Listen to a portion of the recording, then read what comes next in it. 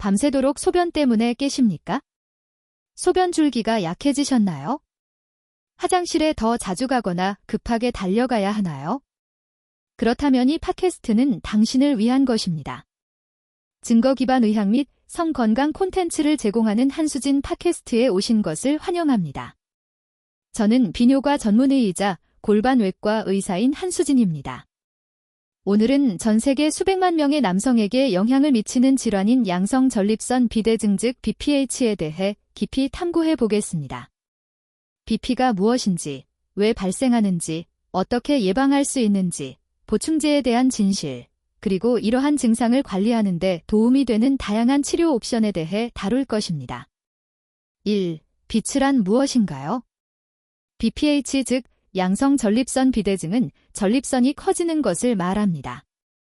전립선은 방광로 아래에 위치한 호두 크기의 선 글란드 소변을 몸 밖으로 배출하는 통로인 요도를 둘러싸고 있습니다. 저는 이것을 소변관이라고 부르기도 합니다. BPH는 이 선이 커질 때 발생합니다. 이것이 얼마나 흔한지 모를 수도 있습니다. 60세까지 남성의 약 70%가 비례되지 않습니다. 다시 말씀드릴게요. 60세가 되면 남성 10명 중 7명이 BP를 겪습니다. 그리고 80세가 되면 그 숫자는 80%로 껑충 옵니다. 하지만 전립선이 비대해졌다고 해서 항상 증상이 나타나는 것은 아닙니다. 그리고 비대해진 크기가 항상 증상과 일치하는 것도 아닙니다. 때때로 의사에게 진료를 받으면 전립선이 그렇게 크지 않지만 증상이 정말 귀찮으시군요라고 말할 수도 있습니다. 따라서 단순히 크기만의 문제는 아니지만 아주 흔하게는 어느 정도의 비대증 때문입니다. BPH의 증상이 나타날 때 일반적으로 배뇨와 관련이 있습니다. 다음과 같은 증상들을 겪을 수 있습니다. 빈뇨. 하루 8회 이상 화장실에 자주 가는 것, 요절박. 소변을 참을 수 없나 허물 수 없는 갑작스럽고 강한 욕구, 야뇨증. 밤에 소변을 보기 위해 한 번 이상 깨는 것, 한 번 이상은 비정상으로 간주됩니다. 약한 소변 줄기. 20대 때와 비교해 소변 줄기가 약해지는 것, 소변 시작의 어려움. 변뇨를 시작하기 어려운 것, 간헐려. 소변 줄기가 멈췄다. 다시 시작하는 것, 불완전 배뇨감. 방광을 완전히 비우지 못한 것 같은 느낌. 때로는 이와 함께 배니어 후 요점적이 나타나기도 합니다. 즉, 소변을 다 봤다고 생각했는데 직후에 소변이 몇 방울 떨어지는 것입니다. 요실금 보통은 소변이 급해서 화장실에 도착하지 못하고 새는 경우입니다. 또는 때로는 방광이 너무 가득 차서 넘침 요실금이라고 하는 것이 발생하여 방광이 너무 가득 차서 더 이상 소변을 담을 수 없어서 새는 경우도 있습니다. 이러한 증상은 사람마다 다르게 영향을 미칠 수 있습니다. 어떤 사람들은 전혀 신경 쓰지 않지만 다른 사람들에게는 삶의 질에 심각한 영향을 미칩니다. 특히 밤에 소변을 보기 위해 깨는 환자들의 경우 더욱 그렇습니다. 그들은 화장실로 가는 길에 넘어질 위험이 있으며 이는 특히 노인 환자에게 매우 우려스러운 일입니다. 왜냐하면 일단 넘어져서 그 낙상으로 병원에 입원하면 다음 1년 동안 사망 위험이 20%까지 증가하기 때문입니다. 이러한 낙상은 정말 심각합니다. 그래서 이것은 저에게 정말 큰 문제입니다. 그리고 두 번째로 잠을 제대로 못 잡니다. 계속 깨어나고 피곤하고 다시 잠들지 못하며 이것은 삶의 질에 정말 큰 영향을 미칠 수 있습니다. 또 한 가지 중요한 사실은 BP는 암이 아니라는 것입니다. 전립선이 크다고 해서 와서 암에 걸린 것은 아니며 전립선암의 위험을 증가시키지도 않습니다. 3. BPH의 원인 그렇다면 왜 BPH가 발생할까요? 과학을 좀 더 깊이 파헤쳐 봅시다. 양성 전립선 비대증은 복잡한 과정이며 호르몬, 유전 그리고 염증과 관련된 문제를 포함할 수 있습니다. 호르몬은 특히 전립선에서 중요한 역할을 합니다. 전립선의 형성 또는 크기는 DHT라고 불리는 것에 민감하다는 것을 알고 있습니다. DHT는 테스토테론의 부산물 또는 전환산물입니다. 전립선이 큰 일부 남성은 DHT 수치가 높지만 모든 사람이 그런 것은 아닙니다. 그리고 이것이 단순히 테스토테론 때문만은 아니라는 것을 우리는 압니다. 왜냐하면 단순히 테스토테론 때문이라면 테스토테론은 나이가 들면서 감소하므로 사람들의 전립선은 계속 커지지 않을 것이기 때문입니다. 바로 여기서 다른 요인들이 작용하게 됩니다. 염증 이것은 큰 요인입니다. 전립선의 만성적인 경미한 염증은 성장을 촉진할 수 있습니다. 그리고 이 염증은 다양한 원인에 의해 발생할 수 있습니다. 감염 세균성 또는 바이러스 전립선염 염증을 유발하는 일부 호르몬 변화 또는 자가 면역 변화 그리고 전립선 미생물의 변화도 포함될 수 있습니다. 흥미롭게도 염증이 있으면 표피 성장인자, 인슐린 유사 성장인자, 변형 성장인자 베타와 같은 특정 성장인자의 방출을 촉발합니다. 이들은 신호를 보내 세포 성장과 분열을 자극하고 이것이 세포 증식을 유발하여 전립선 비대증을 일으킵니다. 불균형 BP 또는 모든 기관에 대해 생각할 때 세포가 성장하는 것과 세포가 죽는 것 사이에는 균형이 있습니다.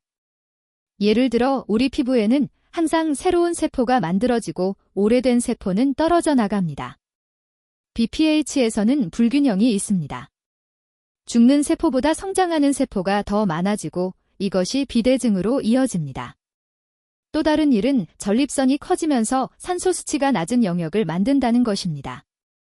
이러한 저산소증 영역은 다시 더 많은 염증성 물질을 촉발합니다. 그래서 우리는 성장, 염증, 낮은 산소, 더 많은 염증을 유발하고 더 많은 성장인자를 만들고 계속해서 비대해지는 악순환에 빠지게 됩니다. 유전.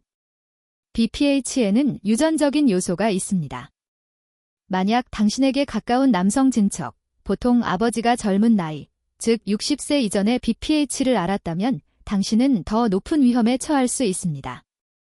사실 우리는 유전적 요인이 있는 사람들이 유전적 요인이 없는 사람들보다 40대 초반에 비폐 증상을 겪을 가능성이 더 높다는 것을 발견했습니다. 대사증후군, 당뇨병, 고혈압, 비만과 같은 질환이 BPH에 걸릴 가능성과 관련이 있습니다. 실제로 당뇨병이 있으면 BPH 위험이 2배 이상 증가합니다. 교감신경계. 교감신경계의 활동이 증가하면 전립선의 평활근 긴장이 증가하여 증상에 기여할 수 있습니다. 따라서 교감신경계를 가속화하는 어떤 것이든, 즉 투쟁 도피 시스템은 이러한 증상을 악화시킬 수 있습니다. BPH 예방 및 관리. 이제 전립선 비대를 유발하는 요인들을 알았으니 예방에 대해 이야기할 수 있습니다. 모든 위험 요소를 통제할 수는 없습니다. 유전이나 노화를 통제할 수는 없지만 증거 기반으로 위험을 줄이기 위해 할 수 있는 일들이 있습니다. 건강한 체중 유지. 연구에 따르면 BMI가 35 이상인 남성은 BMI가 25 미만인 남성보다 BPH 발병 위험이 2배 이상 높습니다. 그리고 허리 둘레가 40인 이상이면 위험이 약 50% 증가합니다. 따라서 건강한 체중을 유지하고 체지방을 줄이는 것이 염증의 연쇄 반응을 줄이는 데 매우 중요합니다. 활동적인 생활, 규칙적인 신체 활동은 매우 도움이 됩니다. 가벼운 운동만으로도 BP 위험을 30% 줄이는 것으로 나타났습니다. 가벼운 운동은 무엇일까요? 일주일에 2시간 걷는 것입니다. 하루 20분도 차이 안 됩니다. 따라서 하루 20분 걷는 것만으로도 위험을 줄이는데 도움이 될 수 있습니다. 규칙적으로, 즉 일주일에 약 6번 운동하는 남성은 BP 위험이 50% 더 낮다는 것이 입증되었습니다. 식단. 식단은 중요한 역할을 합니다. 지방이 많은 붉은 고기를 제한해야 합니다. 매일 붉은 고기를 섭취하면 일주일에 한 번 미만으로 먹는 것에 비해 BP 위험이 약 30% 증가합니다. 식단에 채소를 더 많이 섭취하세요. 하루에 4회 이상 채소를 섭취하면 위험이 약 30% 감소하는 것으로 나타났습니다. 리코펜이 풍부한 식품도 추가하는 것을 고려해 볼 수 있습니다. 토마토, 특히 익힌 토마토에는 리코펜이 들어 있습니다. 리코펜은 피해지를 예방하는 데 도움이 되는 것으로 연구되었습니다. 수박도 리코펜이 많이 함유된 식품입니다. 연구에 따르면 총 에너지 섭취량의 3 이상을 차지하는 고지방 섭취는 BPH 위험을 30 증가시킵니다. 기존 질환 관리. 마지막으로 모든 질환은 염증을 증가시키므로 당뇨병, 고혈압, 고콜레스테롤과 같은 질환을 잘 관리하는 것은 심장 건강뿐만 아니라 전립선 건강에도 좋습니다. 약물에 대한 주의. 이것은 아마 이전에 들어보지 못했을 것입니다. 일부 일반 의약품이 실제로 PPH 증상을 악화시킬 수 있습니다. 그중 하나는 매우 흔한 항이제입니다. 이것은 방광을 이완시켜 소변을 비우기 어렵게 만들 수 있습니다. 또 다른 하나는 슈도에페드린, 피스토에페드린과 같은 비충혈 제거제입니다. 이것은 실제로 평활근을 수축시켜 배뇨를 훨씬 더 어렵게 만들 수 있습니다. 일부 한구일제, 특히 삼환계 한구일제도 방광 기능에 부정적인 영향을 미칠 수 있습니다. 알레르기 때문에 항히스타민제를 복용 중이거나 이러한 약물이 필요한 경우 비뇨기과 전문의와 상담하십시오. 배뇨 증상을 겪고 있다면 대신 사용할 수 있는 것이 있나요? 라고 물어보세요. 보충제 및 행동 변화. 사람들은 항상 증상 개선을 위해 어떤 일반 의약품을 복용할 수 있는지 알고 싶어 합니다. 소-팔메토-8메토. 이것은 pH에 대해 가장 많이 연구된 보충제입니다. 초기 연구는 정말 유망했지만 최근의 고품질 임상시험에서는 위약에 비해 유의미한 이점을 보여주지 못했습니다. 3명 이상의 남성을 대상으로 한 대규모 연구에서는 소-팔메토가 고용량에서도 배뇨 증상 개선에 있어 위약과 차이가 없다는 것을 발견했습니다. 위약은 증상이 개선될 것이라고 생각하고 복용하지만 실제로는 그렇지 않은 설탕, 아약 같은 것을 말합니다. 저는 여전히 일부 환자들이 소-팔메토를 시도하는 것으로부터 이점을 얻는다고 생각합니다. 하지만 다시 한번 말씀드리지만 대규모 환자 집단에서는 이점이 없는 것으로 나타난 매우 강력하고 고품질의 연구들이 있습니다. 베타시토스테롤, 베타사이토스테롤 이 보충제는 데이터가 적습니다. 일부 연구에서는 배뇨 증상과 소변 유속, 소변 줄기가 더 빠른 것들의 일부 개선을 보여주었지만 장기적인 데이터가 많이 부족합니다. 피금 아프리카눔, 필레이금 아프리카눔 이 보충제는 코크란 리뷰에서도 다루어졌습니다. 코크란 리뷰는 모든 데이터를 체계적으로 검토하는 매우 고품질의 메타 분석입니다. 소-팔메토와 피금에 대해 모두 코크란 리뷰가 있었는데 피금은 증상 개선에 대한 일부 증거를 발견했지만 불행히도 연구들이 모두 단기적이고 품질이 다양했습니다. 호박씨 추출물 펌킨 새 엑스트랙트. 이것도 흥미로운 보충제입니다. 일부 연구에서는 증상 점수에서 약간의 이점을 보여주었지만 결과가 일관되지 않습니다. 서양 쇠기풀 티닝 네틀. 이것은 보통 단독으로 연구되지 않고 소-팔메토와 결합하여 연구됩니다. 소-팔메토와 결합된 연구에서는 96주라는 장기간에 걸쳐 증상 개선이 일부 관찰되었습니다. 리코펜 리초펜의 토마토와 수박과 같은 식단 내 리코펜은 이점을 보여주었습니다. 하지만 보충제 형태의 리코펜에 대한 데이터는 덜 확실합니다. 따라서 저는 보충제를 복용하는 것보다 리코펜이 풍부한 식품을 섭취하는 것을 권장합니다. 보충제의 품질은 매우 다양할 수 있다는 것을 기억하는 것이 중요합니다. 예를 들어 한 연구는 수가지 소-팔메토 제품을 조사했는데 활성 성분 함량에 엄청난 차이가 있다는 것을 발견했습니다. 그래서 27개 중 17개만이 적절한 소-팔메토 보충제에 대한 기준을 충족했습니다. 10개는 그렇지 않았습니다. 그리고 여러분은 항상 천연이라고 해서 항상 안전하거나 효과적인 것은 아니라는 것을 기억해야 합니다. 저는 보톡스도 천연입니다. 환경에서 찾을 수 있지만 대용량 보톡스는 당신을 죽일 수 있습니다. 라고 말하곤 합니다. 따라서 보충제를 복용하기 전에 신중하게 생각해야 합니다. 보충제에 대한 규제가 거의 없으므로 우리는 병에 적힌 내용이 실제로 병 안에 있는지 항상 알 수는 없습니다. 보충제를 복용할 경우 시작하기 전에 의사에게 언급해야 합니다. 또한 성분들을 확인하십시오. 때로는 당신이 생각하는 것보다 더 많은 보충제를 복용하고 있고 각 개별 성분을 더 많이 섭취하고 있다는 것을 깨닫지 못할 수도 있습니다. 따라서 보충제를 복용하기 전에 저는 행동 변화가 똑같이 효과적이거나 더 효과적일 수 있다고 주장합니다. 수분 섭섭치. 저는 항상 사람들에게 마시는 양을 확인하라고 조언합니다. 충분한 수분을 섭취하고 있다면 소변 색깔은 연한 노란색이어야 합니다. 너무 적게 마신다면 더 진할 것입니다. 많이 마신다면 물처럼 투명할 것입니다. 물처럼 투명한 것은 가끔은 괜찮지만 항상 그렇다면 너무 많이 마시고 있는 것입니다. 어떤 사람들은 물을 덜 마시면 배뇨 증상이 덜할 거야 라고 생각하지만 사실 너무 적게 마시면 소변이 매우 농축됩니다. 그리고 소변이 매우 농축되면 방광 내벽을 자극하기 시작하여 증상을 더욱 악화시킵니다. 식단 변화. 다음으로 제가 일반적으로 권장하는 것은 당신의 몸에 무엇을 넣고 있는지 확인하는 것입니다. 방광 내벽을 자극할 수 있는 것을 마시거나 먹고 있다면 며칠 동안만이라도 식단에서 그것들을 제거해 보는 것이 유용할 수 있습니다. 카페인은 가장 큰 범인입니다. 카페인은 커피와 채만 있는 것이 아니며 초콜릿이나 아이스크림 다른 많은 것들에도 들어있을 수 있습니다. 또 다른 범인은 알코올입니다. 술은 이뇨제이므로 사람들이 술을 마시면 더 많이 소변을 보게 됩니다. 하지만 방광 내벽을 자극할 수도 있습니다.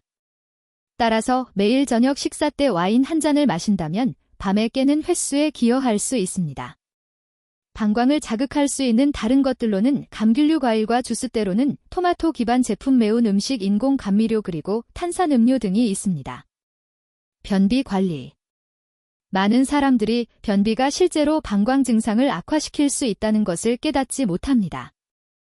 변비가 있으면 대변이 방광 뒤에 있는 직장을 채우고 방광을 밀어내어 더 민감하게 만들고 증상을 훨씬 더 악화시킵니다. 따라서 변비에 걸리지 않도록 하는 것이 매우 도움이 됩니다. 체중 감량. 이미 언급했듯이 체중 감량은 도움이 될 수 있습니다. 실제로 체중의 8%만 줄여도 배뇨 증상이 크게 개선될 수 있습니다. 그러면 마지막으로 담배를 피우고 있다면 담배를 끊으십시오. 흡연은 방광에 엄청난 자극을 줍니다. 따라서 전립선뿐만 아니라 방광, 폐, 그리고 흡연의 화학물질에 의해 영향을 받는 몸의 모든 부위를 위해 근면을 고려하십시오. 저의학적 치료 보존적 관리를 시도해보고 비대증을 예방하려고 노력하고 보충제도 시도해봤다면 다음에 무엇을 할 수 있을까요? 의학적 치료에 대해 이야기해 봅시다. 이 팟캐스트에서는 수술적 치료에 대해서는 다루지 않을 것입니다. 새로운 치료법이 너무 많아서 그 주제에 충분한 시간을 할애하고 싶기 때문입니다. 그래서 저는 BGS 수술적 치료에 대한 전체 에피소드를 다룰 것입니다.